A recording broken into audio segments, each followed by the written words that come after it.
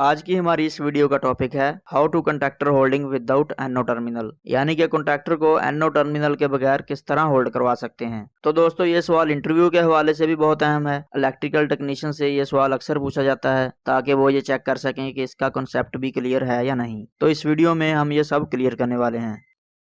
तो जैसा कि हम जानते हैं कि कॉन्टैक्टर एक इलेक्ट्रोमैग्नेटिक स्विच है जिसको हम इलेक्ट्रिकल सप्लाई देते हैं तो ये ऑपरेट होता है। कॉन्टैक्टर को आमतौर पर मोटर के स्टार्टर के तौर पर बहुत ज़्यादा इस्तेमाल किया जाता है, जैसा कि डीओएल स्टार्टर या स्टार डेल्टा स्टार्टर में। इसको एक नॉर्मल स्विच की तरह ऑन नहीं किया जाता, बल्कि इसको पुश बटन के जरिए होल्ड करवाया जाता है। इसको ऑन करवाने के लिए ग्रीन पुश बटन को इस्तेमाल किया जाता है और ऑफ करवाने के लिए रेड पुश बटन को इस्तेमाल किया जाता है। और इसको होल्ड करवाने के लिए कॉन्टैक्टर के साथ ये जो ऑक्सिलरी टर्मिनल होते हैं इनमें से एनओ टर्मिनल को इस्तेमाल किया जाता है। लेकिन हम एनओ टर्मिनल के बगैर कॉन्टैक्टर को होल्ड करवाएंगे। लेकिन इससे पहले हम ये जान लेते हैं कि एनओ टर्मिनल क्या होते हैं और उनको कैसे इस्तेमाल किया जाता है। तो एनओ का मतलब होता है नॉर्मली ओपन, यानी ये टर्मिनल नॉर्मल हालत में ओपन होते हैं।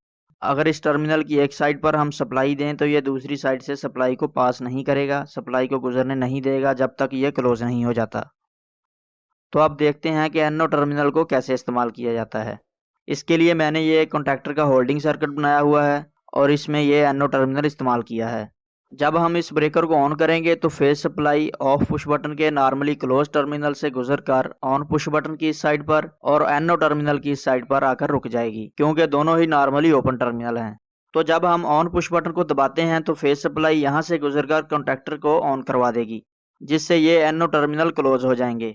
और जो फेज सप्लाई यहाँ पर होती है तो यहाँ से गुजरकर कॉन्टैक्टर की कॉइल को मिलने लग जाती है और कॉन्टैक्टर होल्ड हो जाता है। तो इसको कहते हैं होल्डिंग सर्किट।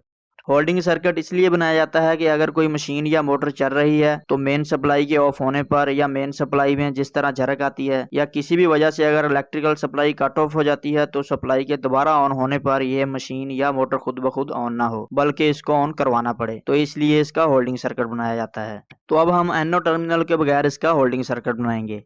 इसको हम एक डीओएल स्टार्टर से समझते हैं। जिस तरह ये डीओएल स्टार्टर की पावर वायरिंग की हुई है, तो अब हम यहाँ से एक फेज को ले लेते हैं। रेड फेज को ऑन पुश बटन की एक साइड पर कनेक्ट कर देंगे और दूसरी साइड से कॉन्टैक्टर की कॉइल के साथ कनेक्ट कर देंगे।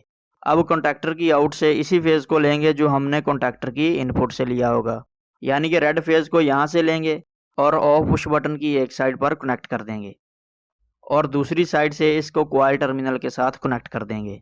तो जब ब्रेकर को ऑन करेंगे तो 3 फेज सप्लाई यहाँ पर पहुँच जाएगी और red phase supply on push button की इस साइड पर पहुंच जाएगी। तो जब हम ऑन पुश बटन को दबाएंगे तो कॉन्टैक्टर ऑन होगा और इसके मेन टर्मिनल से सप्लाई गुजरना शुरू हो जाएगी और यही red phase supply of push button के नॉर्मली क्लोज टर्मिनल से गुजरकर कॉइल को मिलने लग जाएगी और कॉन्टैक्टर होल्ड हो जाएगा।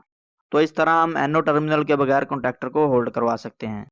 तो दोस्तों इस तरह सर्किट को फील्ड में इस्तेमाल नहीं किया जाता। ये सवाल इंटरव्यू वगैरह में अक्सर इसलिए पूछा जाता है कि वो सिर्फ ये देखते हैं कि इस बंदे का कॉन्सेप्ट भी क्लियर है या नहीं। तो उम्मीद करता हूं कि इस वीडियो को देखने और समझने के बाद आपका कॉन्सेप्ट क्लियर हो गया होगा। और अगर इस वीडियो से रिलेटेड कोई कंफ्यूजन आया तो आप कमेंट करके बता सकते हैं। वीडियो अच्छी लगी हो तो लाइक कर दें और मजीद इस तरह की वीडियोस देखने के लिए चैनल को सब्सक्राइब भी कर दें।